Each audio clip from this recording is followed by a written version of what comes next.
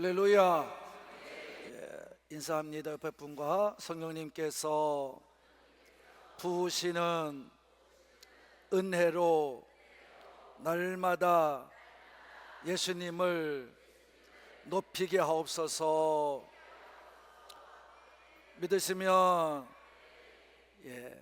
우리 힘으로는 예수님을 높일 수가 없습니다. 성령께서 우리와 함께 하실 때, 성령님께서 내게 은혜를 부어주실 때 우리의 인생은 오직 예수님만 높이게 될 줄로 믿습니다. 히브리서 강의 마지막 시간입니다. 오늘 제목도 마지막 인사입니다. 여러분이 히브리서는 딱 세 파트가 되어 있습니다. 1에서부터 10장까지는 예수님에 대해서 설명해 주었습니다. 그리고 11장에서부터 12장까지는 예수님을 믿어야 되는데 그 믿는 자의 삶이 어떤 것인지, 또 믿는 사람은 예수님을 어떻게 따라가야 되는지 그에 대한 설명을 해 주시고, 우리가 마지막 소망은 천국임을 증거해 주셨습니다. 그래서 예수님이 그곳에 가 계시는 줄로 믿습니다. 그리고 마지막 13장은 이제 셋째 파트죠. 어떻게 하면 믿음의 성도가 어떠한 삶을 살아야 끝까지 살아갈 수 있을까, 이거에 대해서 말씀해 주고 있습니다. 여러분이 잘 오늘 주보를 받으신 분들은 다 받으셨을 겁니다. 13장의 내용을 22가지로 요약을 해서 제가 여러분에게 다 나눠드렸습니다. 그건 어디 가서 받을 수 없는 거예요. 한옥군 교회 오신 분들만 받을 수 있는 겁니다. 이렇게 여러분이 제대로 해주는 데가 없기 때문입니다. 여러분이 13장의 내용 22가지만 잘 실천하고 살아도 여러분 훌륭한 믿음자가 될 줄로 믿습니다. 끝까지 승리할 줄로 믿습니다.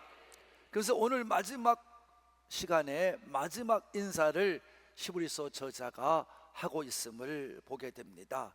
그래서 먼저 22절에 보면 내가 너희들에게 말한 모든 말씀, 가르침을 명심하라고 강조하고 있습니다. 뭐 하라고요? 명심하라고.